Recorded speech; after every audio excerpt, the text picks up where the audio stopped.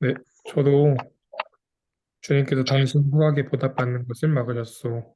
그리고 어, 나의 마음대로 할 수 있는 일은 아무것도 없습니다. 그렇게 두 문장을 잡아보았습니다. 네, 오늘 말씀은 발람의 음, 발람의 말입니다. 네 번째 예언까지 있고 앞에서의 세 번째 예언이 있었고 오늘 읽지 않은 14절부터의 내용은 발람의 마지막 예언이고 오늘 본문은 그 앞에서 발람과 발락의 대화입니다. 제가 어린이 예배에서 이렇게 설교 말씀을 준비해서 전달할 때 보면 하나님의 말씀을 잘 지키면 수학이 늘어나고 가축이 늘어나는 그런 인물들의 이야기를 많이 하게 됩니다.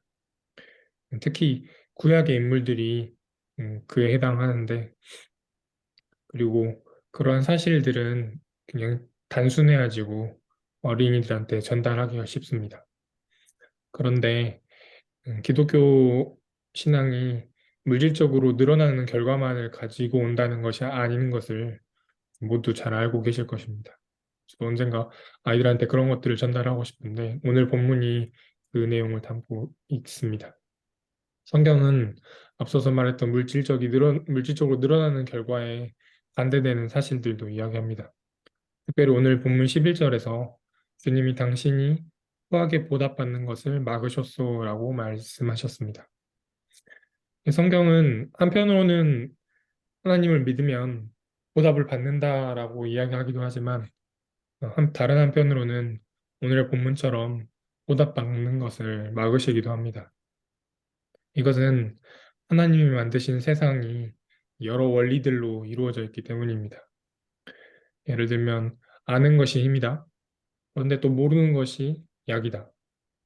또 다다익선이라는 말이 있는데 또 무소유라는 말이 있듯이 이렇게 세상은 복잡한 원리들로 그리고 다양한 원리들이 적용되어 있습니다.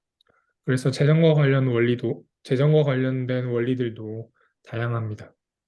그리고 또 원인과 결과를 짧게 보느냐 아니면 인생에 걸쳐서 길게 보느냐에 따라서 달라지기도 하는 것도 그 이유가 될 것 같습니다. 근데 오늘 말씀에서는 주님께서 후하게 보답받는 것을 막으시기도 합니다. 그 말은 후하게 보답받는 것보다 더 중요한 것, 그보다 더 위에 있는 것이 있다는 것을 말하고 있습니다. 발람에게 있어서는 이스라엘을 저주하느냐, 축복하느냐가 후하게 보답받는 것보다 더 위에 있는 것이었습니다. 그래서 보답을 받지 못하더라도 이스라엘을 축복하는 것이 하나님의 뜻이었습니다. 물질보다 재정보다 이스라엘을 축복하는 것이 더 상위의 가치인 것을 말합니다.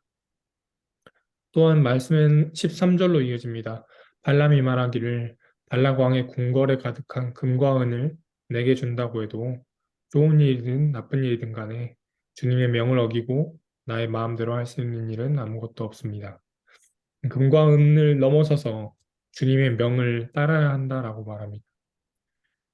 발람에 대해서는 학자들마다 평가가 갈립니다. 이후에 발람이 음행을 이끌었기 때문에 그를 좋지 않게 보는 사람들도 있습니다. 하지만 오늘 발람은 자신의 고백처럼 정말 그 말처럼 행동을 했습니다. 하나님께서 물질에 대해서 막으시기도 합니다. 그래서 막으신다는 것은 물질보다 더 위에 있는 것, 그래서 중요한 것, 그것은 하나님의 명을 따르시길 원하는 것을 오늘 본문에서 말하고 있습니다. 하나님께서 우리에게도 물질에 대해서 막으실 때도 있을 것 같습니다. 그때 물질보다 더 중요한 하나님의 말씀, 주님의 명이 있다는 것을 기억하시고 또 말씀을 찾아서 붙잡고 가시는 저와 성도님들이 되기를 바랍니다. 기도하겠습니다. 하나님, 발람의 입술을 통하여서 음, 말하야지 말씀들을 보았습니다. 주님께서 후하게 보답받는 것을 막으셨고 또 금강보다 주님의 명을 따라야 한다는 발람의 말을 보았습니다. 그 말을 붙잡기를 원합니다. 때로 주님 막으실 때 금과 은을 넘어서서 또 주님의 명을 따르는 저희들 되게 하여 주십시오. 예수님의 이름으로 기도드립니다. 아멘.